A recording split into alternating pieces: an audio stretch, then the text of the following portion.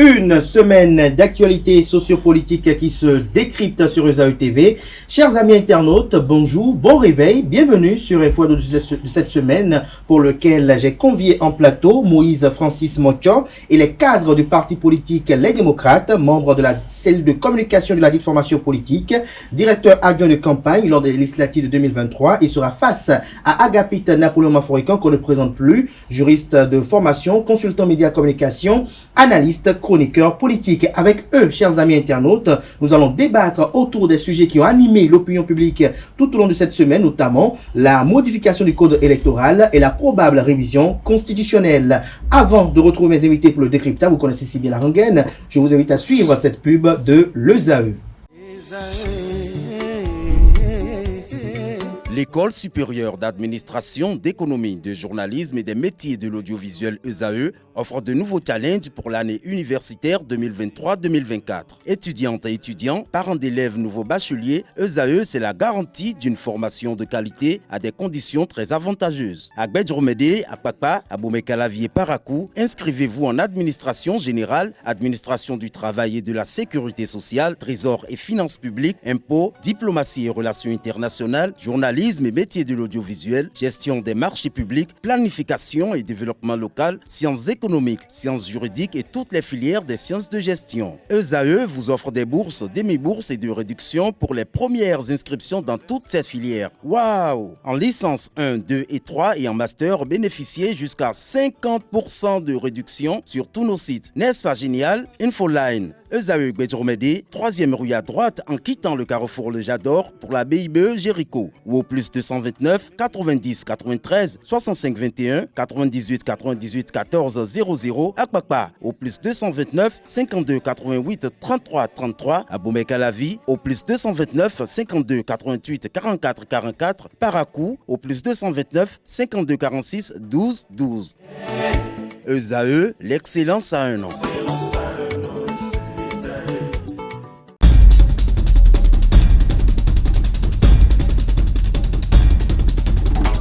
Le décryptage du jour, comme je l'annonçais dans le sommaire, je suis avec Moïse Francis Montcho. Bonjour à vous. Bonjour Kader. Merci d'être là malgré l'agenda.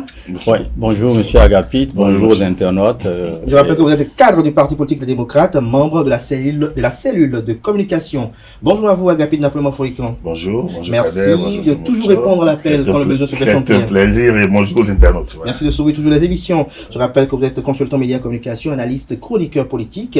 D'entre les jeux, j'ai une question à vous poser. Qu'est-ce qui peut justifier cette sclérose qu'on constate dans le rang de certains acteurs de la mouvance présidentielle? On a comme l'impression que l'on se cache sous la discipline de groupe pour ne pas vouloir opiner. Est-ce que le conseil est le même à votre niveau également d'abord? Moi, je dirais pas sclérose, je parlerais plutôt de méfiance. Je parlerais plutôt donc de calcul politicien déjà? Oui, c'est logique, on est en politique. Donc du coup, ils ont un chef. Ne l'oublions pas, ils ont un chef qui plus est le chef de l'État. Nous sommes dans une nouvelle dynamique qui est un peu le regroupement. Même si à l'intérieur, les gens ont d'autres aspirations, le chef montre la direction, ils sont obligés de l'analyser. Donc, c'est bien heureux que le débat se fasse, qu'il soit direct ou indirect. Il est bien animé. Je pense que le BR, que quelqu'un lance un projet, que l'autre un peu analyse, dit on n'est pas d'accord, on finit pas être d'accord, on a un plan B, ça montre quand même que c'est dynamique. Je pense que c'est déjà ça, mais on peut déplorer un peu la méfiance dans notre classe politique, notamment, et même au sein de la majorité présidentielle, c'est peut-être ça qui est le hic. Moïse Francis Montcho, vous avez des réponses à cette attitude de certains mouvanciers? Je vais commencer d'abord en vous demandant que nous fassions une minute de silence. Nous avons perdu en mémoire de Souleymane Harouna, dit Soul to Soul, un de vos collègues, parce qu'après il est rentré dans la télévision, et à Arnaud Koudébi, à Annick Ballet, à tous les disparus de ce combat que nous menons depuis 2016 face à la rupture, parce qu'il y en a beaucoup. Donc, j'aimerais qu'on fasse une minute de silence. Merci. Merci.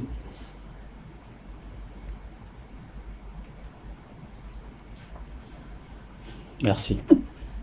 Chers combattants, reposez en paix et surtout assistez-nous parce que vous n'allez pas partir pour rien.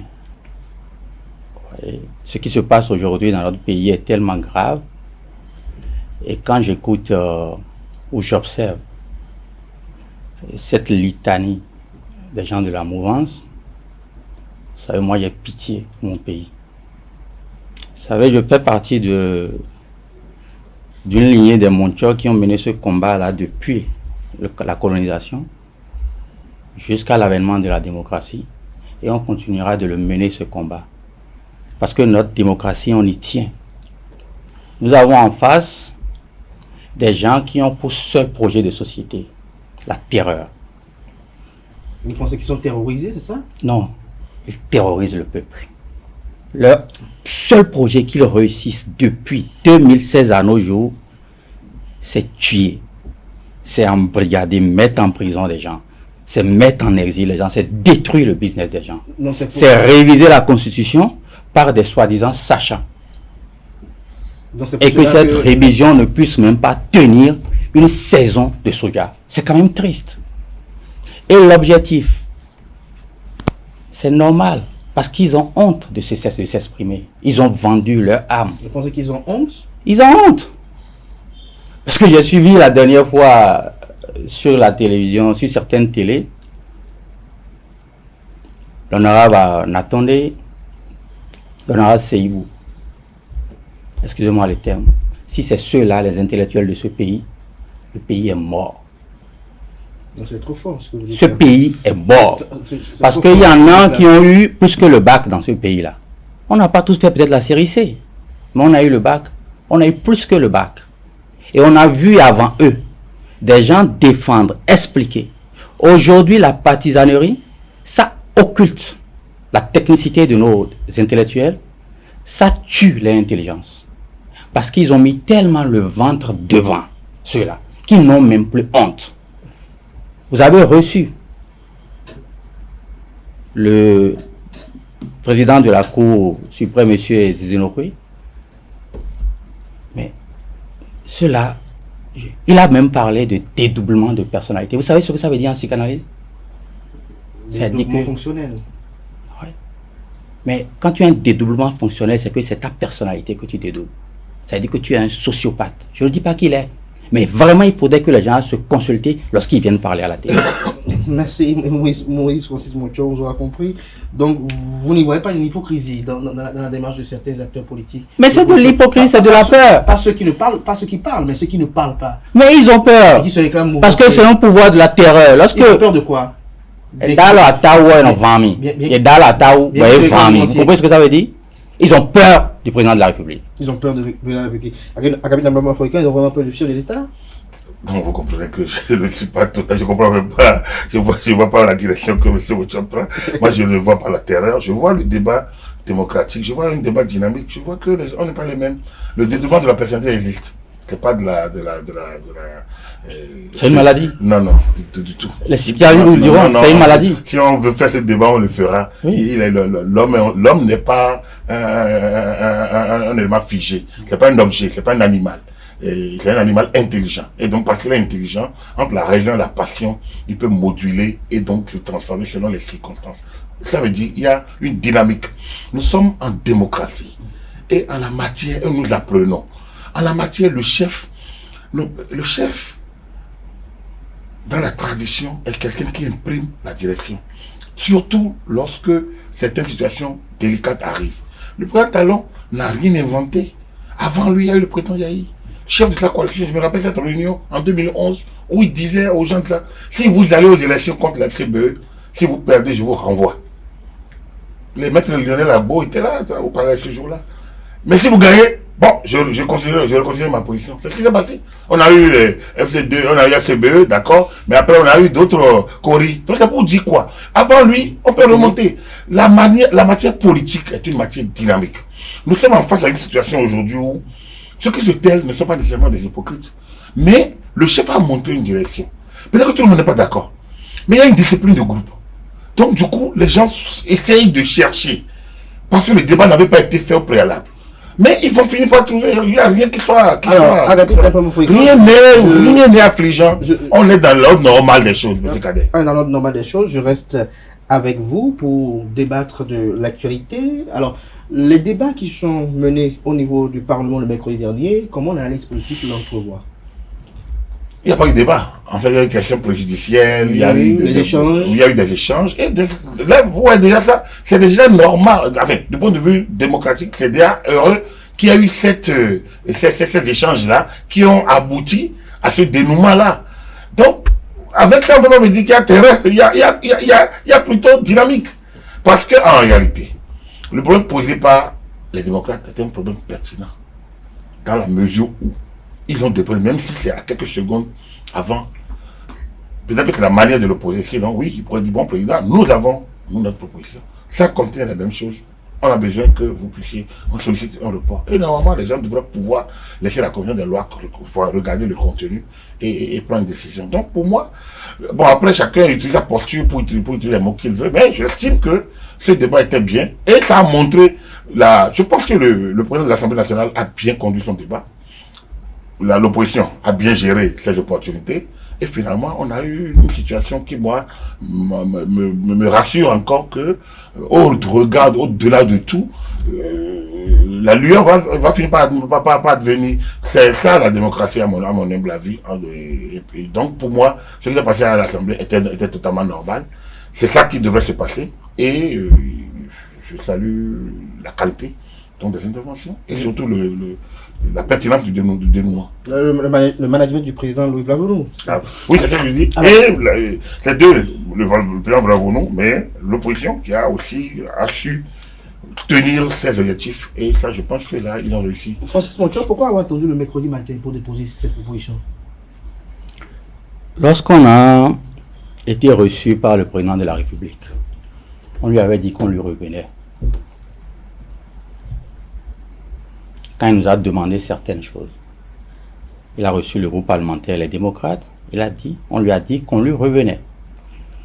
Et nous avons consulté, vous le saviez très bien, toutes les forces de l'opposition. Et il fallait sortir un mémorandum. Quand le mémorandum a été prêt, la première personne à qui on a dit on revenait, qui a pris l'initiative de nous recevoir, c'était le président de la République. Donc on lui a transmis le mémorandum, notre proposition de toilettage du code électoral. Ça a été transmis au président Patrice Talon. Évidemment. Et c'est ensuite qu'on est allé le déposer à l'Assemblée nationale. Mais ça a disparu.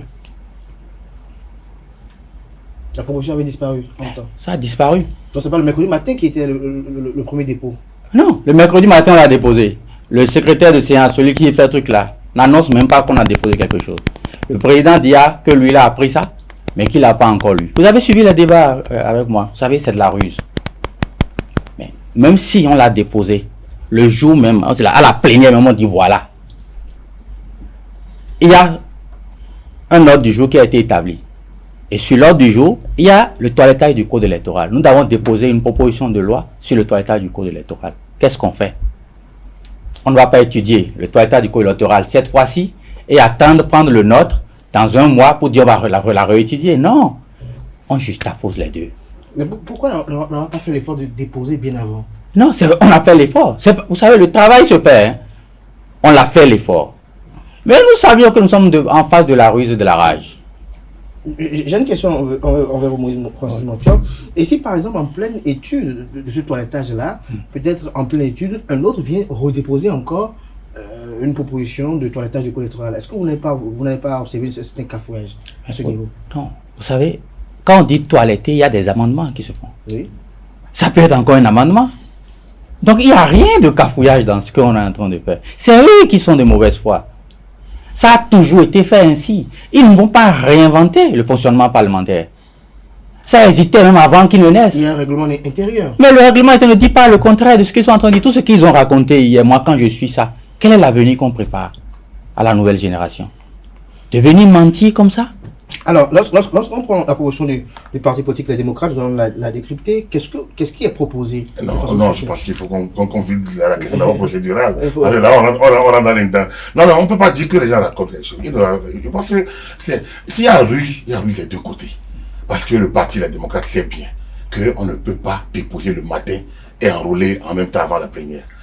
L'ordre du jour, la session... C'est pas une plénière, c'est une extraordinaire. La session extraordinaire, justement, voilà, est convoquée sur la base d'un ordre du jour précis. Oui. Donc, du coup, l'ordre du jour, à partir du moment où il y a un nouvel élément, le Parti des démocrates aurait pu faire ses amendements dans la commission des lois lorsque les débats vont commencer en interne. Le parti avait dit avant qu'il ferait connaître ses observations au Parlement en son temps et lors des débats au Parlement. C'est ça que donc on a convoqué la session sur la base de l'ordre du jour qui est connu et que le parti dépose ses propositions le matin.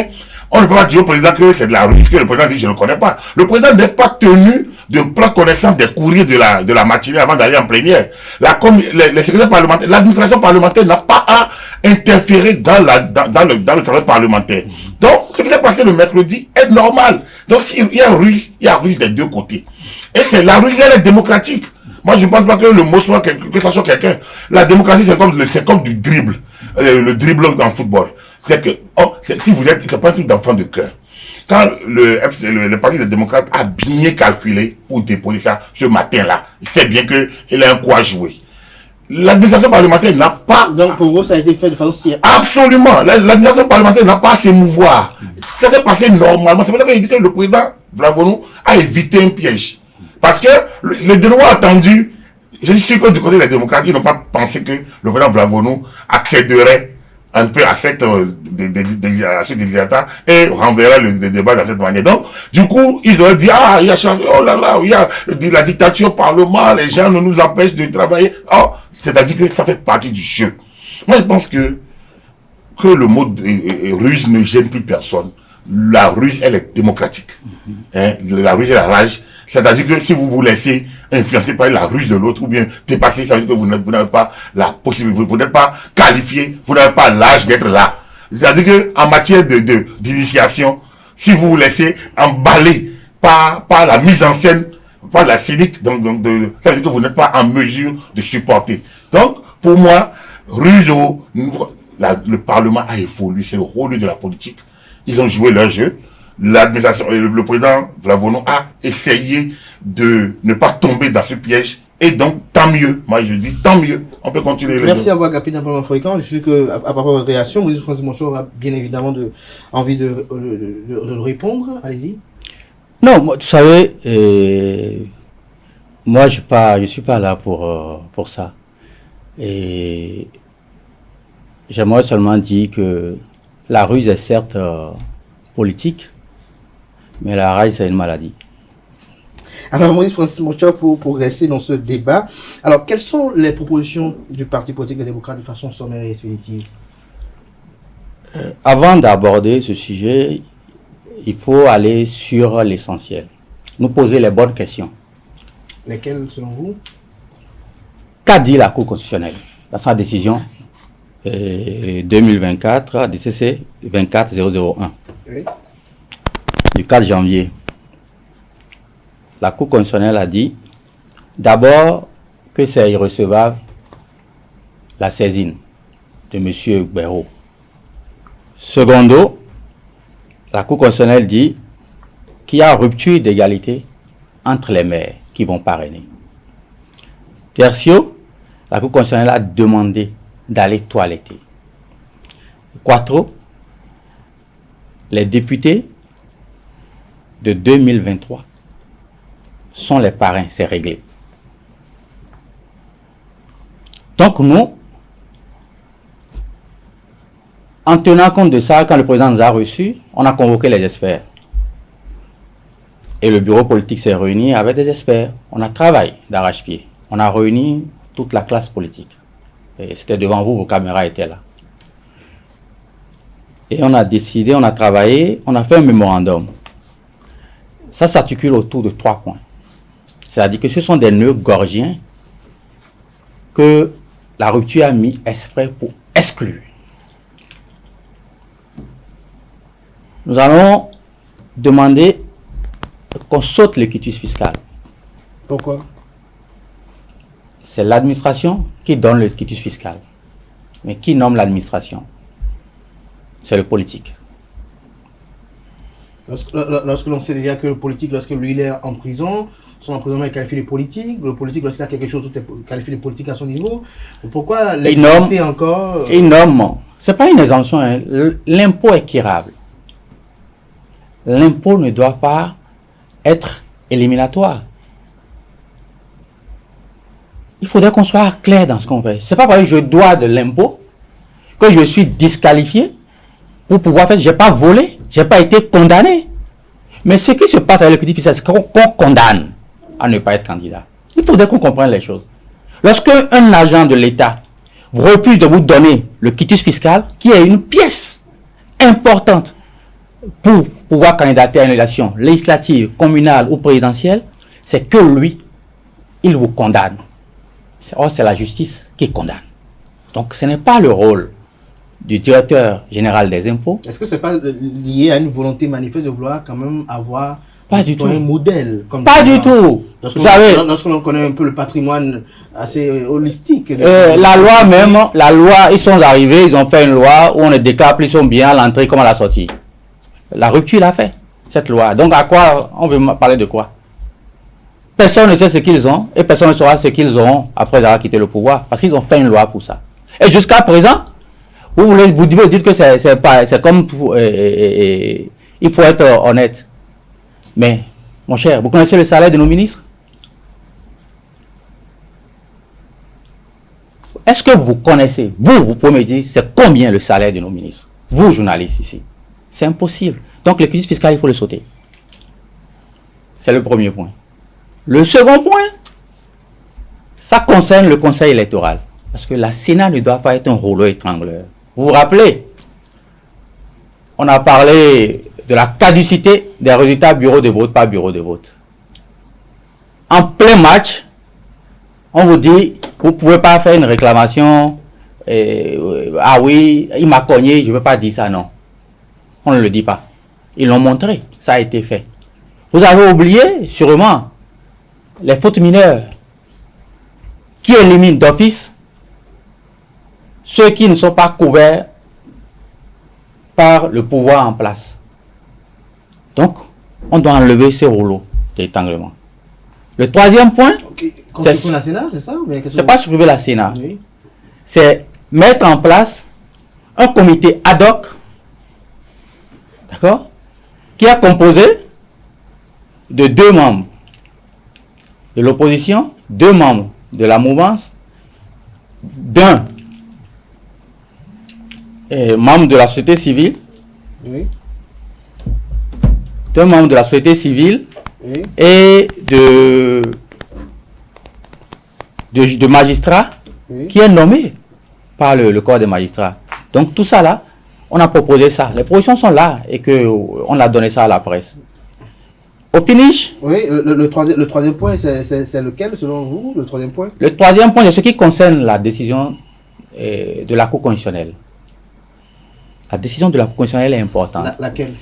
Elle dit que les maires, il y a rupture d'égalité entre les maires.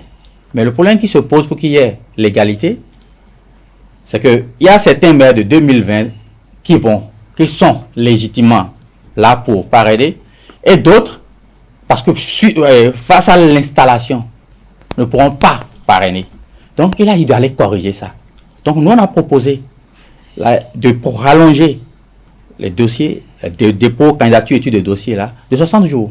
Ça veut dire que tous les maires de 2020 et les députés de 2023 sont légitimes pour pouvoir parrainer les prochains candidats à l'élection présidentielle. Je reviens encore pour les justifs liés au mobile de ces propositions qui sont incluses dans votre proposition.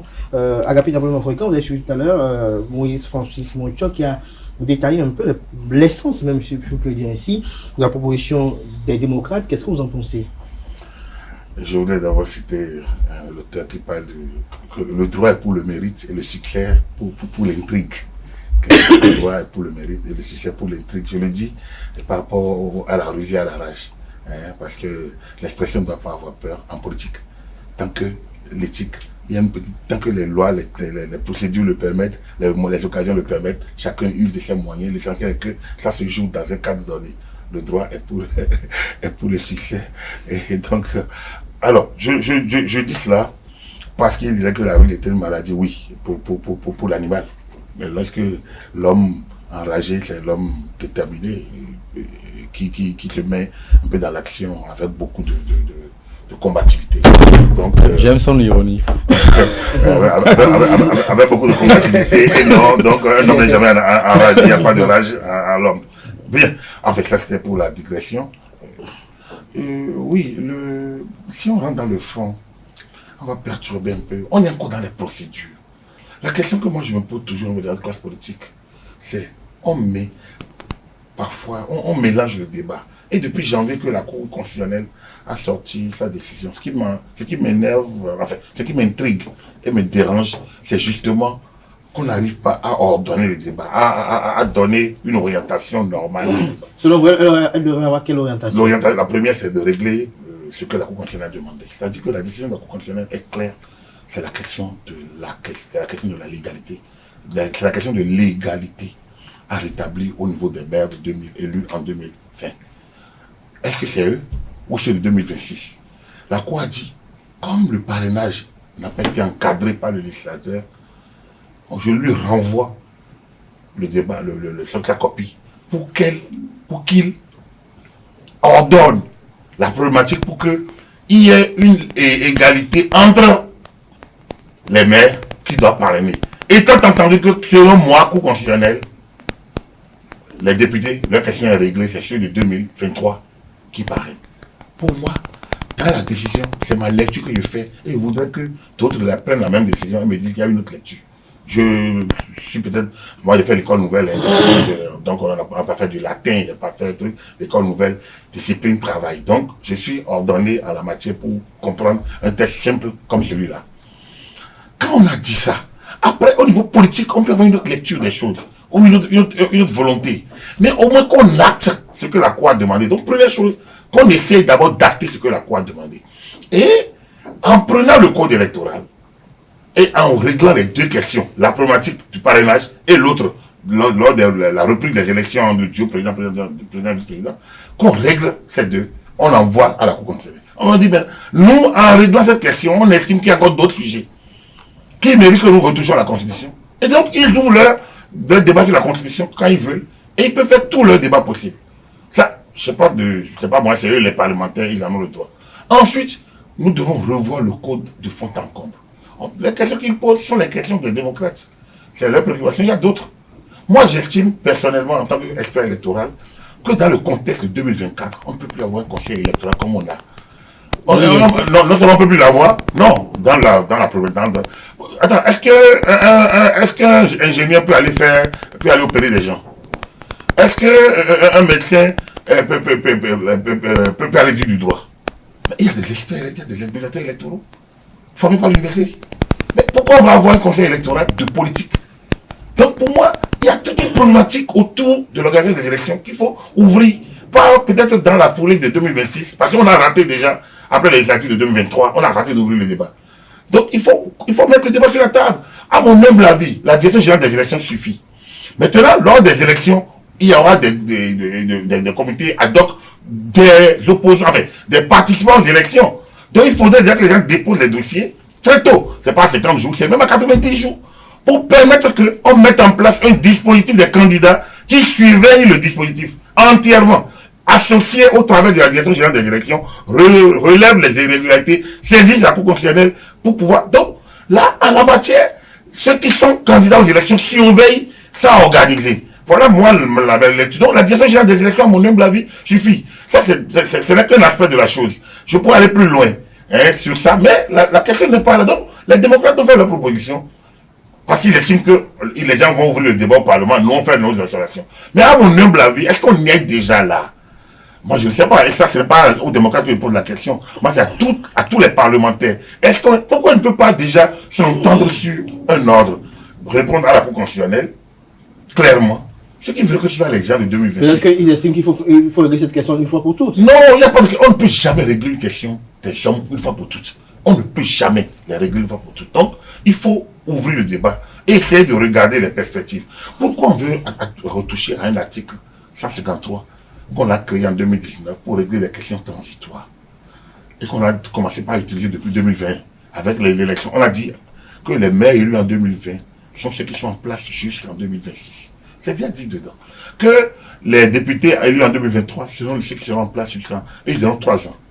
Donc on a déjà réglé à l'article 153 de la Constitution. Pourquoi on veut le retoucher aujourd'hui? Quelle est l'opportunité dans le débat? Alors qu'il est question de parrainage des maires. Alors donc moi, il faudrait régler la question de... Et bien on dit, bon, nous, politiquement, après l'avoir analysé, parce qu'en politique, on peut tout remettre en cause. C'est les options de moment. Donc, dit en politique, nous on a envie de rouvrir le débat. Nous on estime que c'est les élus de 2026. Le président l'a dit, le président a suggéré, a dit, et a dit même que c'est une question de légitimité. C'est la lecture du président. Donc, on met ça sur la table, on discute en rapport de force politique. Ils arrivent à faire passer l'idée, c'est tant mieux. Si ça passe à la Cour constitutionnelle, c'est tant mieux. Donc, voilà un peu moi ma lecture. Je reviens par rapport au décryptage de la proposition des démocrates. J'ai bien envie d'interroger Moïse Francis Monchor sur ce qu'il pense de la démarche que vous préconisez. En fait, je crois que Agapit, il a de la mouvance, mais ils vont te faire la peau quand tu vas quitter ce plateau. Parce que c'est comme si tu as eu à travailler avec les démocrates sur cette proposition que nous avons eu à faire. Voilà. Parce qu'au moins, la partisanerie n'a pas mis en berne ton intelligence. Et c'est louable. C'est louable de le constater. Et je te dis merci, parce que c'est ce que nous avons proposé. Parce que pour nous, la Cour constitutionnelle a dit une chose. Mais on ne règle pas ça. On vient déposer, le surlendemain de la rencontre avec le président, une proposition de loi modifiant et révisant la Constitution. Et dans la foulée, quand il y a eu du tollé au niveau des républicains, on renvoie encore une autre balle pour modifier l'article 153 et inverser les élections. Vous savez. Et le président va devant vous jusqu'à dire que s'il faut réduire son mandat de 2-3 mois, que lui, il est prêt. Mais c'est bien, c'est gentil de sa part. D'accord? Mais l'enfer pavé de bonnes intentions. L'enfer, c'est pavé de bonnes intentions. S'il est vraiment honnête, et moi je vous ai vu, j'ai vu des journalistes là-bas, qui n'étaient même pas en mesure de dire au président de la République. Des gens ont dit 5 ans, c'est 5 ans, vous les avez foutus en tôle. Et vous vous demandez aujourd'hui qu'on diminue. Est-ce qu'ils sont en prison parce qu'ils ont dit cela? Ah oui. C'est selon vous. Mais oui. Des militants ont dit ça, ils sont allés en prison. Le président Joël Aïbo est en prison parce qu'il a dit ça. Moïse Francis Monchor, lorsque l'on prend le débat actuel et que vous estimez que la posture d'Agapit Mafoïkan est également celle du Parti politique démocrate, alors qu'est-ce que vous reprochez concrètement à la proposition de révision constitutionnelle? Est-ce le timing ou la nature de cette proposition-là? C'est le timing dépôt? Non seulement, vous savez, en droit, il y a un truc qu'on dit, il y a vice de procédure. Lorsqu'il y a vice de procédure, on rejette. Chez nous, il y a vice de procédure. C'est-à-dire, le timing n'est pas bon selon vous. Voilà. Le timing non seulement n'est pas bon, et l'idée derrière n'est pas bonne. Parce que vous nous avez matraqué. On a tiré sur des gens en 2019. Dans ce pays, le Bénin. Parce qu'on a dit que cette constitution ne passera pas, c'est pas la bonne. Mais 4 mois plus tard, on vient parler de faute matérielle, d'erreur matérielle. Vous savez ce que ça veut dire une erreur matérielle en droit? Donc la Cour constitutionnelle n'a pas pris le temps d'analyser pour voir les erreurs matérielles. L'Assemblée nationale, ils étaient monocolores, ils étaient tout seuls. Ils avaient le temps, ils avaient l'argent, ils avaient comment on appelle, le logis de l'État gratuitement pour prendre le temps de voir les erreurs matérielles qu'il y a dans cette constitution. Mais ils ne l'ont pas fait. Et bam, on vient nous dire ça aujourd'hui. Non, on n'est pas d'accord. C'est tout. Il y a vice de procédure. La Cour constitutionnelle a demandé une chose. Faisons la chose, comme l'a dit mon vis-à-vis ici. C'est comme ça que les trucs marchent. Il faut faire un pas, on règle un problème, on avance. On ne peut jamais tout régler. Mais laisser les élections Parce que les élections, c'est la porte ouverte à toutes les dérives dans nos pays. Les petits pays comme le nôtre. Vous connaissez le président de la République, vous connaissez sa phrase, ça dit que son projet de société, pour être réélu, il faut avoir tout le monde à sa solde. Cette phrase est sortie de son contexte, peut-être lorsqu'on l'exploitait. Alors, Agabé Sidavo Mafoïkan, tout à l'heure, je vous pose la question de savoir quelle est votre appréciation des propositions des démocrates. Non, je voudrais d'abord dire à M. Moutchou merci aussi, mais à la mouvance, d'abord, je soutiens personnellement les réformes. Donc, moi, je suis engagé sur les réformes parce que notre pays doit avancer. Nous étions ça doit changer, ça peut changer, ça va changer. En 2006, nous avons estimé 10 ans après que la refondation n'a pas pu avoir lieu, mais qu'il y a une rupture. Et moi, j'ai estimé que, après avoir fini les élections avec Zinsou, qu'il était normal, voir Patrice Talon aux affaires, qu'il était dans effectivement cette dynamique de rupture que nous attendions depuis 2006. Donc, moi, je ne suis pas engagé, je n'ai pas le cadre de parti, je suis membre d'aucun parti, je suis un analyste libre, mais engagé dans les réformes. Donc, Patrice Talon ne m'envoie pas en mission, et je ne suis en mission pour personne. La majorité ne me commande pas et ne commande même aucune pensée, même dans la mouvance. La preuve, Hassan Saïbou a fait sa proposition, les gens l'ont attaqué dans la mouvance, même dans le BR, les gens l'ont attaqué. Mais finalement, donc, chacun est libre en réalité. Personne n'empêche personne de penser. Ça, c'est la première chose. La deuxième chose, moi, je pense que dans ce débat-là, il est national. Ce n'est pas un débat de clan. Moi, je travaille avec le président Yahi directement ou indirectement, d'une manière ou d'une autre. Et je ne peux pas dire que tout ce qu'il a fait est mauvais. Après, il y a question de lecture des choses, de timing ou de manière de faire ou de dire en réalité. Et dans le cas d'espèce, je continue de penser que le Parti des démocrates est le parti qui a été le plus dynamique, est le parti le plus dynamique en la matière, dans ce jeu, en ce moment précis où il est question de regarder, de mettre les choses en ordre. J'ai l'impression que débarrasser, n'étant pas, plus libre, hein, et puis ils sont seuls, il n'y a pas d'autres alliés partisans qui leur en imposent.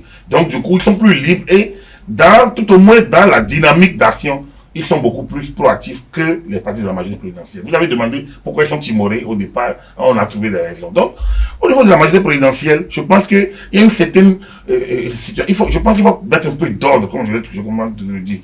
Le fond du débat n'est pas encore là, parce que dans le fond du débat, je dirais que l'affaire de quitus fiscal, il faut un quitus fiscal. Je ne suis pas d'accord avec les démocrates. Dans le fond du débat, sauter le conseil électoral, moi je suis sur le principe, mais pas de la même manière que les démocrates le pensent. Donc, il y a des nuances. Je pense que les débats du fond liés à l'organisation des élections, et je suis d'accord avec M. Moutchou, les élections, c'est ça qui nous conduit à faire des grandes crises.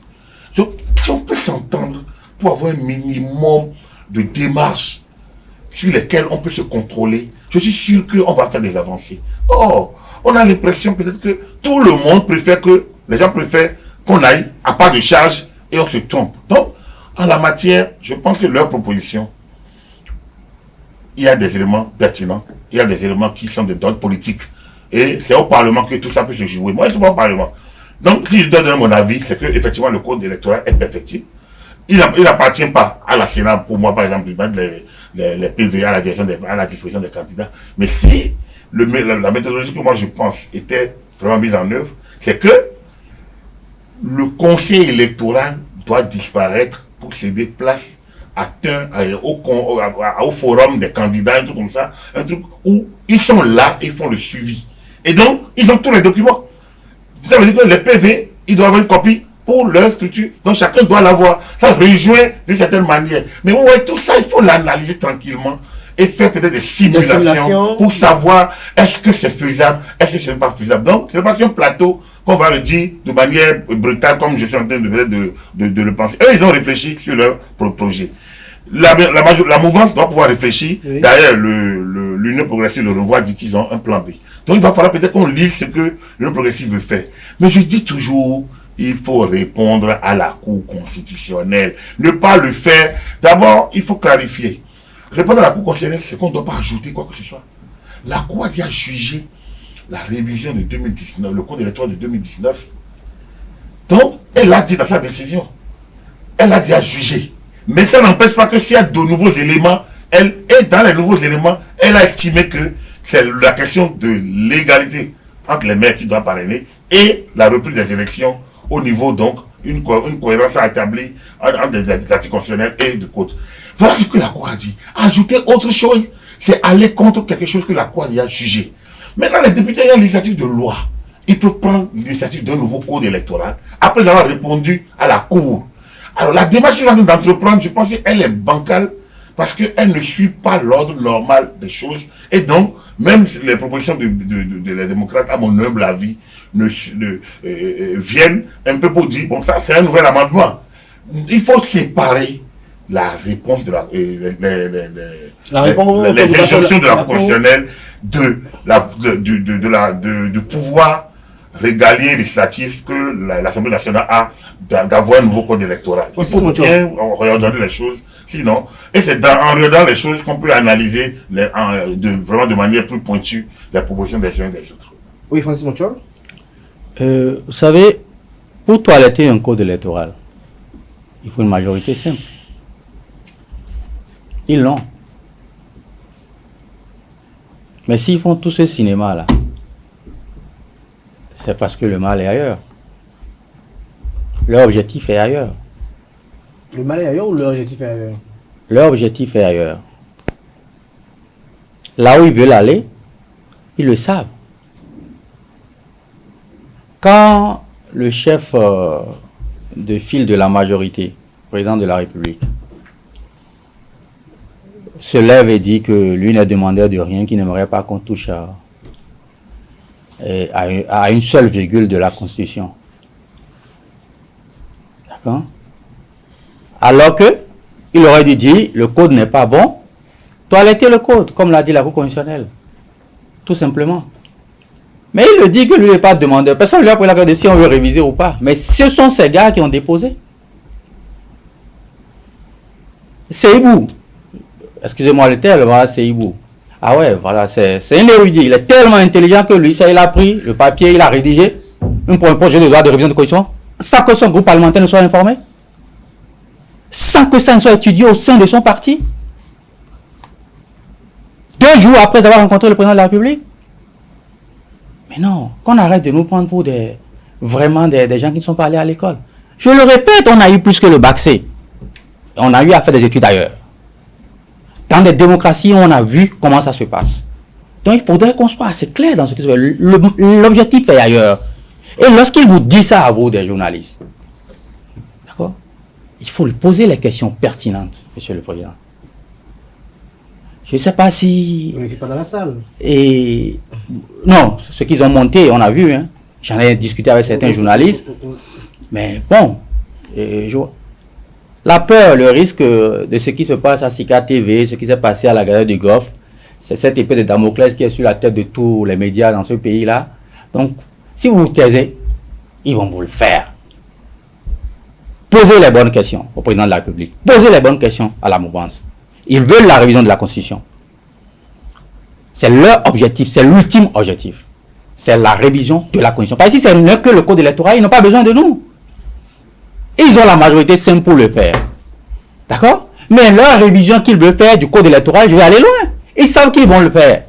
Pourquoi nous on est allé plus loin, M. Agapit? Parce qu'on sait qu'ils vont réviser. Et ils vont mettre dans cette révision des choses qui vont obliger la Cour constitutionnelle à dire réviser la Constitution. C'est le plan, c'est tout ce qu'ils veulent faire. Parce qu'il est demandeur. Et dans ma langue, on dit, si le président dit qu'il n'est pas demandeur là, qu'il dise publiquement, ni d'ordre, tout journaliste, c'est mon con. Donc, nous, il y a une demandeur, révision, condition, ton, révision, d'atouemi, gonisemi. Non, pas. Non, qu'on soit honnête, on a des divinités chez nous. S'il n'est pas demandeur, qu'il le dise. Alors, Maurice Francis Monchol, lorsque l'on regarde un peu... Oui. On a eu les vendus des... Voilà. Mais pas pour pouvoir... Oui. Pas pour appeler la malédiction. Ah non, mais si tu n'es pas demandeur, tu dis la vérité. Appelle, c'est pas la malédiction. Nous allons mettre un peu d'eau dans le président était clair. Le président dit qu'il ne veut pas. Mais que, vous savez... Il veut. S'il avait... Bon, moi, si quelqu'un dit je ne veux pas... Vous le prêtez l'intention. Je ne lui prête pas l'intention. Moi, je suis bête un peu ou naïf. Il nous a appris si ça. Si je veux être naïf, si quelqu'un dit je ne veux pas, je veux qu'il ne veut pas. Par contre, le président Talon est lucide. Il est lucide, il sait qu'il n'a pas. Il est un président qui finit. Et que les députés ont des intérêts. Vous voyez, la logique en fait, la question de la révision de la Constitution ramène simplement à inverser les élections. En fait, il n'y a pas autre chose. Inversé comment? C'est ça. Les gens voudraient que la présidentielle précède les autres élections, les législatives. Et le chef d'État l'a dit habilement. Les gens le veulent. Les députés le veulent. Parce que ça leur permet de parrainer ceux de 2023. Ils n'ont aucun problème à parrainer. Ça leur permet de parrainer. Parce que le chef d'État a dit, selon moi, c'est le Parlement de 2000, c'est les élus de 2026. Mais ils veulent tous parrainer, donc ils peuvent. Moi, je ne suis pas demandeur, mais s'ils le font et ne touchent pas les fondamentaux, je suis. C'est clair. Donc, ils veulent parrainer. Et politiquement, effectivement, je ne suis pas lié, je ne suis pas d'accord avec M. Ginoro, par ce qu'il a dit, mais politiquement, c'est logique que la présidentielle précède les législatives. C'est ça qu'on a en France, à côté. On n'a pas le même régime, mais le présidentialisme est dans le parlementarisme français. Et donc, du coup, Charles de Gaulle, qui a mis en place son affaire, il fait d'abord les élections les présidentielles et les législatives suivent 1 mois ou 2 mois après. Lorsque la cohabitation est venue, il a dit 7 ans là, c'est beaucoup. Parce qu'il y a entre 5 ans après, il y a les législatives qui viennent perturber notre jeu. On ramène tout au quinquennat, on fait la présidentielle en mai, on fait les législatives en juin. Aux États-Unis, c'est 2 ans. Mais quand le président américain arrive, 2 ans après, il subit les législatives. Donc, on ne sait pas ce qui précède l'autre là-bas.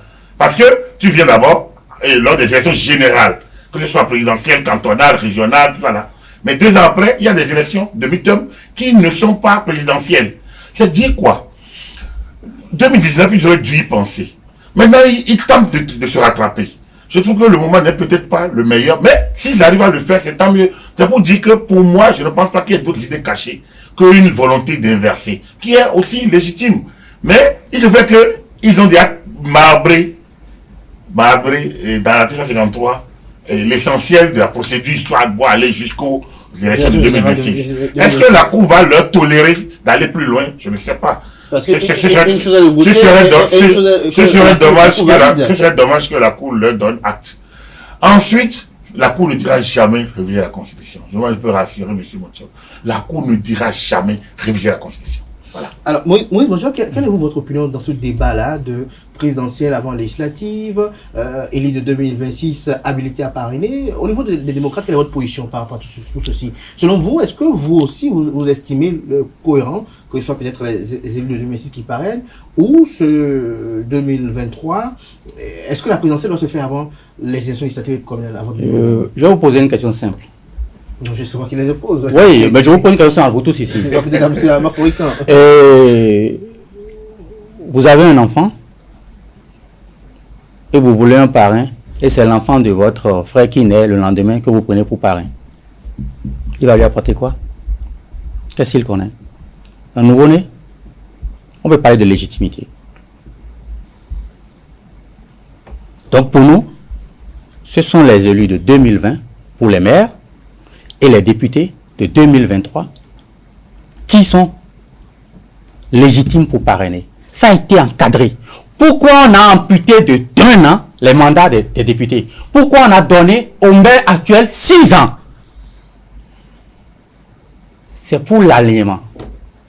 Donc pourquoi ils vomissent et aujourd'hui ils reviennent pour dire qu'ils m'ont ramassé pour moi? Et c'est pas bien ce qu'ils sont en train de faire. C'est se foutre de la gueule du peuple. Ce n'est pas bien. Alors pour que ce soit les maires actuels et les députés actuels qui parrainent, on veut, ils souhaitent inverser lors des élections. On n'en a pas besoin. Présidentielle avant les législatives. On n'en a pas besoin. Le problème, c'est l'encadrement pour l'installation des nouveaux maires. Ça finit le 15.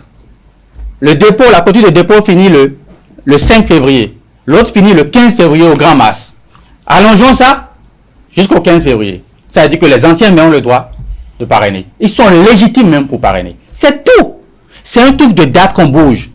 On leur a dit ça. On a même saisi la Cour constitutionnelle en 2019 en disant vous êtes en train de faire une constitution calendaire.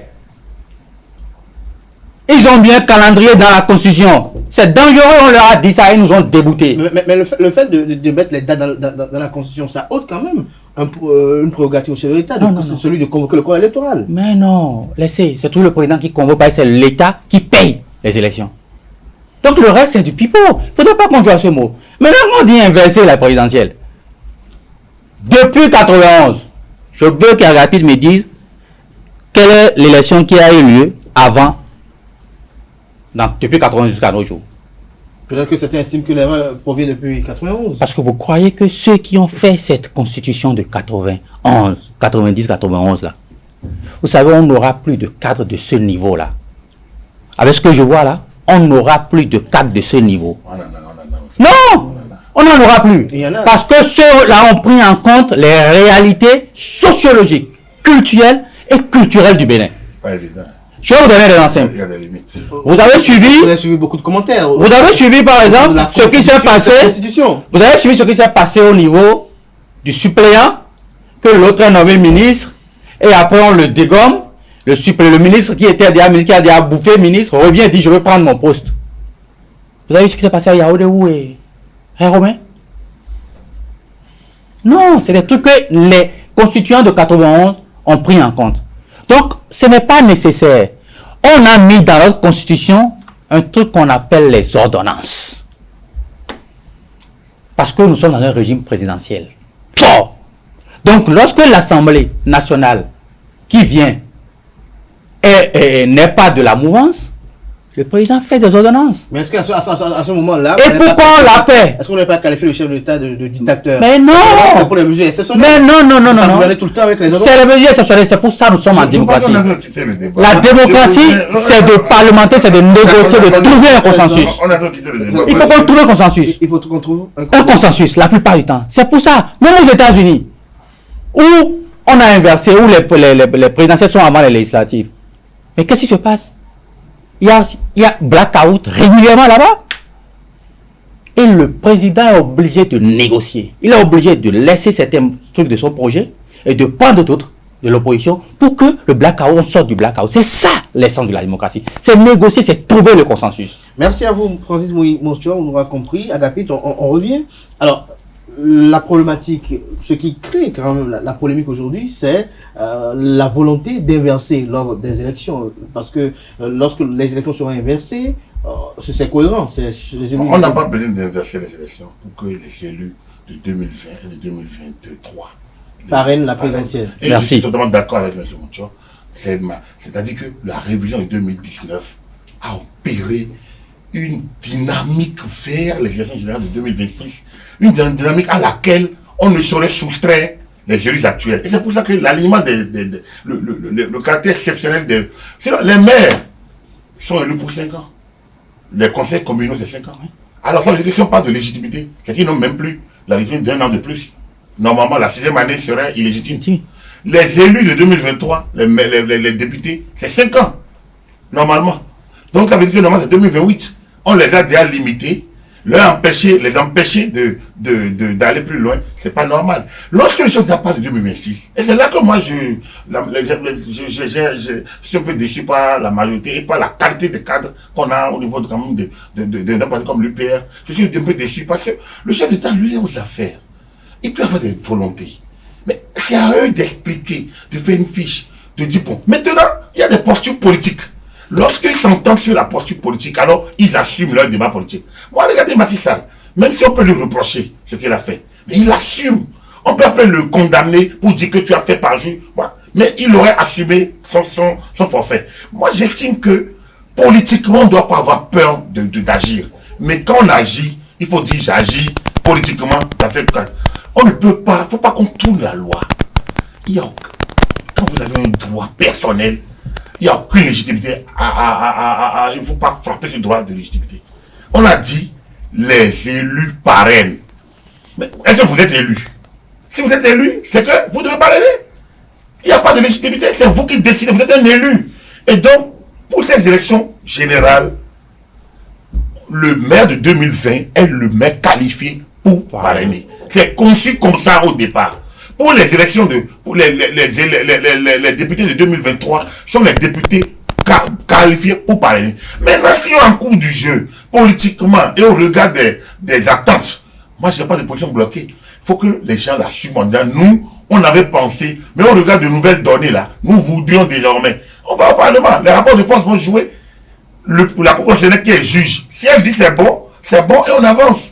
Mais il ne faut pas qu'on tourne un peu, qu'on camoufle en pensant que... Est-ce que pour vous, ça ne pose pas un problème que des députés, des maires qui sont amenés à parrainer une élection présidentielle soient toujours là pendant qu'on organise des élections des législatives et communales qui sont censées les remplacer. Rien n'est anormal. C'est une décision politique qu'on a encadrée déjà dans la Constitution. Depuis Ça ne pose pas aussi non plus le problème de bienséance. Non, quelle bienséance? Il n'y a aucun problème là. Puisque 5 ans après, ceux qui seront élus en 2026 seront dans la même situation. 5 ans après, ceux qui seront élus en 2031 seront dans la même situation. Oui, est-ce que cette situation... Il n'y a aucun mal. Kader, vous êtes élu. Non, c'est pas moi. Non, quand vous êtes élu, Kader et XY est élu. On te dit que ton élection, c'est du 1er janvier au 31 décembre. Mais le 31 décembre, à 5 secondes, tu es toujours là. Tu peux prendre des actes. L'autre peut venir changer. Mais les actes qui sont liés à toi, tu le prends, personne ne peut changer. Donald Trump, j'ai suivi ces dernières secondes, ces dernières heures de président. Il était dans l'avion présidentiel. On lui calculait le temps. À midi, il devrait déjà quitter l'avion. Il a le droit de l'occuper jusqu'à midi. Et il l'a utilisé pour aller chez lui. Donc, il a passé la mer, il est parti. Et il a eu le temps à peine d'atterrir parce qu'il y avait un problème de météo. Donc, la responsabilité, au Bénin ici, la légitimité couvre les mesures individuelles de nomination ou d'élection. Donc, un député qu'on a dit que son mandat, que pour les élections législatives, dans le cadre des élections générales, il a 3 ans. Mais dans le cadre de ces 3 ans-là, son mandat finit à la veille de l'installation des autres. Donc, du coup, même à la veille, là, il peut signer un parrainage. C'est son droit. Et il est légitimement à le faire. Donc, c'est quoi le parrainage? C'est des élus. Il parraine celui qui va être élu, qui n'est pas encore élu. Lui aussi. Donc, quand lui sera élu, il entre en plénitude. Les autres députés qui sont là, commencent avec lui.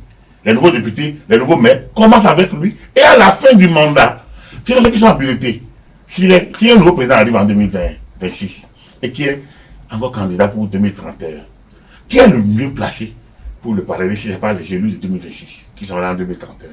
C'est ça. Je pense qu'il faut qu'on analyse bien les choses. Pour qu'en 2030 encore ne dise pas, non, on va inverser désormais, c'est plutôt les élus. Non, il faut qu'on puisse souffrir que ce soit ceux-là. Moi, ce n'est pas le problème politique que ça pose, en réalité. Je sais que, politiquement, c'est bon que la présidentielle précède. Je dis politiquement. Mais si on n'a pas organisé, M. Moutio dit, mais en 2011, en 91, on a fait les législatives, et après on a fait la présidentielle. Et c'est comme ça qu'on a toujours fait chaque quinquennat.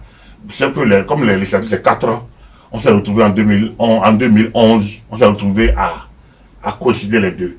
Mais on a fait d'abord, là, en 2011, au regard du calendrier, on a fait la présidentielle avant les législatives. Donc, ça c'était pour l'histoire. Mais aux États-Unis, ce n'est pas les présidentielles qui précèdent, c'est le jour des présidentielles, c'est toutes les élections qui sont faites, cantonales, sénatoriales, machin, tout ça, la présidentielle, c'est tout qu'ils le font. 2 ans après, on fait les élections de mi-mandat qui ne concernent pas le président de la République. Alors, pourquoi? Moi je dis, si on devrait faire les choses dans les normes ici, c'est que c'est le même jour qu'on devrait organiser toutes les élections. Et quand c'est comme ça qu'il doit parler, les élus de 2020 pour les communes. C'est à ça qu'on y vient.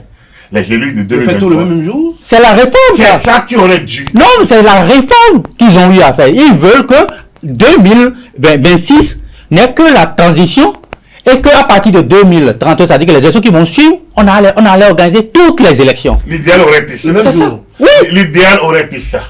L'idéal aurait été que nous ayons les élections le même jour. Vous allez vous en rendre compte que si c'était le même jour, c'est les élus précédents, c'est les élus. En cours. Il n'y aura plus le débat de qui il n'y aura plus de débat là. Donc, ne parraine pas. mais on aurait dû mettre, moi je dis en tant qu'expert électoral, qu'on peut organiser de telle manière que toutes les élections aient lieu le même jour. On peut le faire. Il s'agit seulement de se mettre en branle très tôt. Mais on est en début je ne dis pas ça pour dire que je suis plus intelligent que quelqu'un ou bien que quelqu'un a commis une faute. Ouais, nous sommes tous intelligents, comme on dit, normalement ça fait tous des enfants intelligents.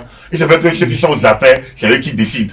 Donc, eux décident, mais il faudrait qu'il y ait une cohérence dans le débat pour que tout le monde suive. Parce que là, ici, on ne sait plus où on va, on ne sait plus où est la boussole. Or, il faut nous dire concrètement où est la boussole. Pourquoi on veut inverser? Ils ne l'ont pas dit.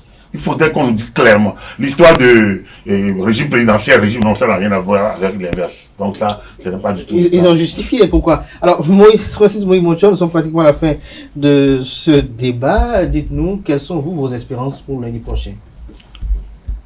Je le dis, je le répète, je demande, nous on en appelle sûrement, surtout au peuple. Vous savez, le peuple du Bénin va se réveiller. Parce que on l'a assez malmené durant ces 8 ans et on veut continuer par le malmener. Ce qui se passe politiquement aujourd'hui, le Parti Les Démocrates assume son rôle d'opposition parlementaire et d'opposition dans le pays en tant que chef de file de l'opposition. Et nous appelons toutes les oppositions à se réveiller, à se lever, à aller, à dire à leurs militants que ce qui se joue est grave. Parce que l'objectif, ce qu'ils sont en train de tourner autour depuis, c'est avoir sous leur coupole le parrainage. Ça dit, c'est moi qui l'ai dans ma poche, le président de la République, donc je donne à qui je veux comme en 2021. Parce que je vais vous rappeler une petite histoire pour finir.